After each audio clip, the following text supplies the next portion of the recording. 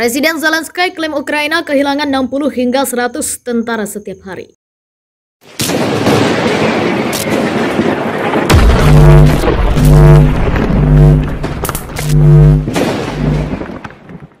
Presiden Volodymyr Zelensky mengatakan bahwa Ukraina kehilangan 60 hingga 100 tentara setiap hari dalam pertempuran. Sebagai perbandingan, kurang dari 50 tentara AS rata-rata tewas per hari pada tahun 1968, selama tahun paling mematikan bagi pasukan AS dalam Perang Vietnam. Konsentrasi artileri Rusia menyebabkan banyak korban di wilayah timur. Wilayah itu telah menjadi fokus Moskow sejak pasukannya gagal merebut Kiev pada awal perang. Ukraina memiliki sekitar 250.000 tentara laki-laki dan perempuan sebelum perang dan sedang dalam proses untuk menambah 100.000 orang lagi. Pemerintah belum menyebutkan berapa banyak telah tewas dalam pertempuran yang telah berlangsung lebih dari 14 minggu. Pensiunan Letnan Jenderal AS Ben Hodges menggambarkan strategi Rusia sebagai pendekatan gesekan abad pertengahan dan mengatakan korban semacam ini akan terus berjatuhan sampai Ukraina menerima kiriman senjata yang dijanjikan oleh AS, Inggris, dan lainnya untuk menghancurkan dan mengganggu kekuatan militer Rusia.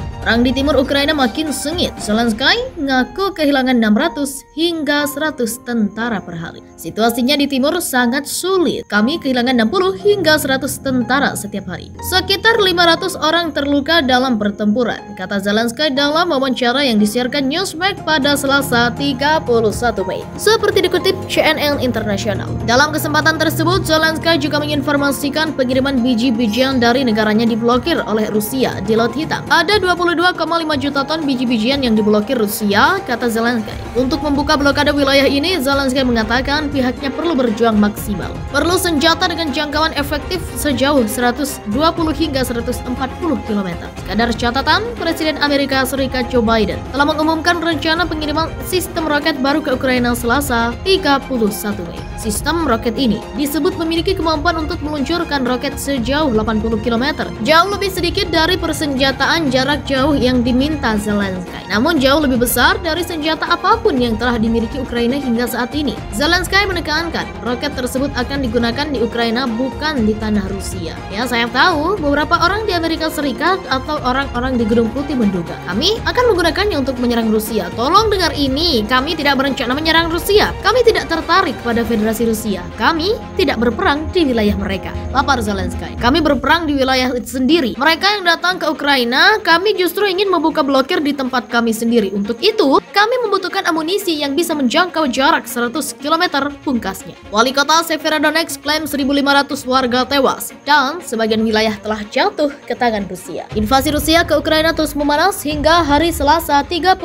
Mei 2022. Diketahui pasukan Rusia terus maju dan menggempur kota Severodonetsk. Akibat serangan itu, sebanyak 1.500 warga sipil dilaporkan tewas. Seperti diketahui, Severodonetsk adalah kota terakhir yang masih dipegang oleh Kiev di provinsi Luhansk, Ukraina. Pasukan Rusia telah merebut setengah dari kota Severodonetsk di Ukraina Timur. Ukraina Timur merupakan kunci bagi upaya Moskow untuk segera menyelesaikan perebutan kawasan industri Donbas. Hal ini disampaikan oleh wali kota Severodonetsk, Alexander Striuk. Kota ini pada dasarnya dihancurkan dengan kejam, blok demi blok, katanya. Dilansir dari Al Jazeera, dia mengatakan pertempuran jalanan yang sengit terus berlanjut dan pemboman artileri mengancam kehidupan sekitar 13.000 warga sipil yang masih berlindung. Kota Severodonetsk dulunya merupakan rumah bagi lebih dari 100.000 orang. Alexander menuturkan tidak mungkin melacak korban sipil sepanjang waktu. Ia percaya bahwa lebih dari 1.500 penduduk telah meninggal. Upaya evakuasi dari Severodonetsk telah dihentikan karena penembakan. Warga sipil sekarat karena serangan langsung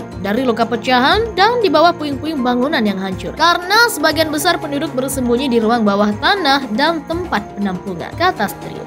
Diketahui para warga membutuhkan air, makanan, dan obat-obatan. Tetapi listrik dan internet di kota itu telah terputus. Ada persediaan makanan untuk beberapa hari lagi, tetapi masalahnya adalah bagaimana mendistribusikannya, kata wali kota. Perlu diketahui kota ini penting bagi upaya Rusia sebelum lebih banyak senjata barat tiba untuk memperkuat pertahanan Ukraina. Rusia telah mendesak untuk merebut seluruh wilayah Donbas yang terdiri dari wilayah Luhansk dan Donetsk yang diklaim Moskow atas nama proksi separatis. Pasukan Rusia telah merebut setengah dari kota Severodonetsk di Ukraina Timur. Wilayah Severodonetsk merupakan pusat Moskow untuk segera menyelesaikan perebutan kawasan industri Donbas. Sebut Wali Kota Alexander Striuk mengatakan kepada kantor berita Associated Press. Kota ini pada dasarnya dihancurkan dengan kejam, blok demi blok.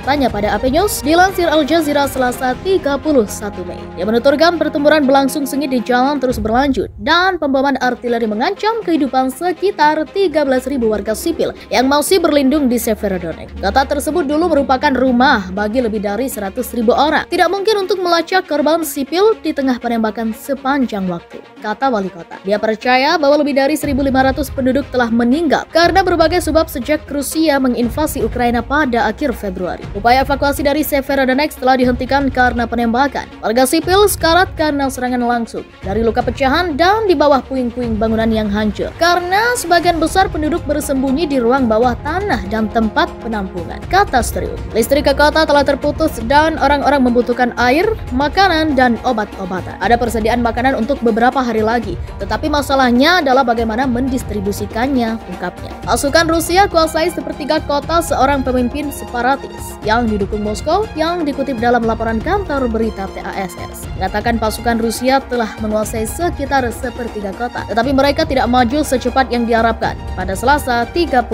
Mei. Tapi kami ingin di atas segalanya menjaga infrastruktur kota, katanya. Gubernur Regional Serhiy Haidai mengatakan kepada televisi pemerintah Ukraina bahwa pasukan Rusia perlahan-lahan maju menuju pusat kota. Dia menambahkan pasukan Ukraina yang mempertahankan Severodonetsk tidak beresiko dikepung karena mereka dapat mundur ke Lysychansk di seberang sungai. Pandangan analisis militer menggambarkan perjuangan untuk Severodonetsk sebagai bagian dari perlombaan melawan waktu untuk Kremlin. Kota ini penting bagi upaya Rusia untuk segera menyelesaikan perebutan kawasan industri timur Donbas sebelum lebih banyak senjata barat tiba untuk memperkuat pertahanan Ukraina. Kremlin telah memperhitungkan bahwa mereka tidak boleh membuang waktu dan harus menggunakan kesempatan terakhir untuk memperluas wilayah yang dikuasai separatis karena kedatangan senjata barat di Ukraina dapat membuatnya mustahil. Lapor Associated Press mengutip analis militer Ukraina oleh Danov. Luhansk diakui sebagai independen oleh Rusia ketika Moskow meluncurkan invasi ke Ukraina pada 24